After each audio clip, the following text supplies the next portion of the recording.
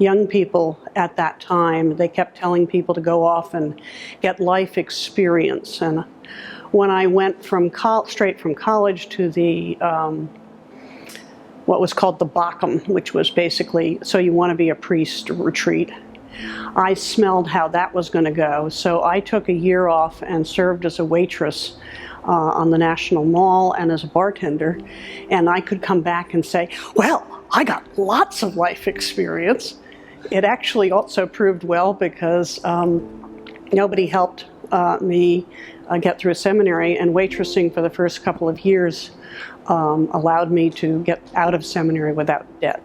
My first public speaking at the University of Virginia was a talk on why women should not be priests. And as I matured, I got engaged, and my spouse-to-be said he thought I should be a priest, and I blew him off. Absolutely. You might as well have said, yeah, you should be a Fuller Brushman.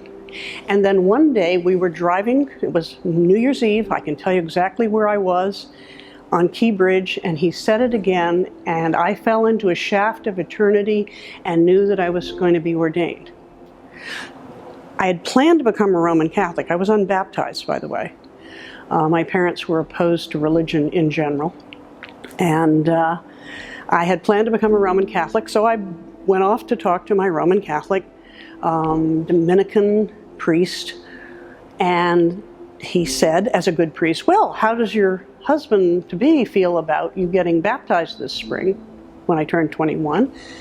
And I said with a laugh, oh, he doesn't think I should do it because then I couldn't become a priest. He thinks I'd be a good one.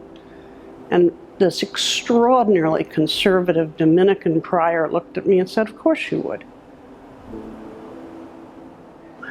Well, I did get baptized that spring in the Episcopal Church with my spouse standing as my godfather. And I waited until I was confirmed before I wrote the Bishop of Virginia because I figured that that was probably prudent. Here I am, 40-some years later. Looking back, we were so anxious to be accepted. I mean, when I graduated from seminary, I got 2 interviews and I had colleagues, male colleagues, who got 20.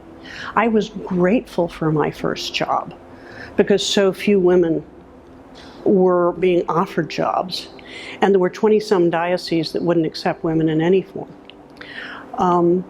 That made me not as assertive as I should have been about parity on being paid, and it took me quite a while to, and this is a reflection on the 50th anniversary, to not only encourage myself to be more assertive about parity, but also to be able to assert my sisters who often had the same instinct. I'm so grateful to be able to function as a priest. I'm not going to question that I'm making 1/3 to half less than men doing the same job. It still is an issue. Church changes slowly on racism, on sexism, and that's human nature. Our Lord Jesus just had the same problem with people wanting to stick with the old ways. And it's not that old is bad, it's just people do not examine a lot of issues, especially when you have something new like women serving at the altar.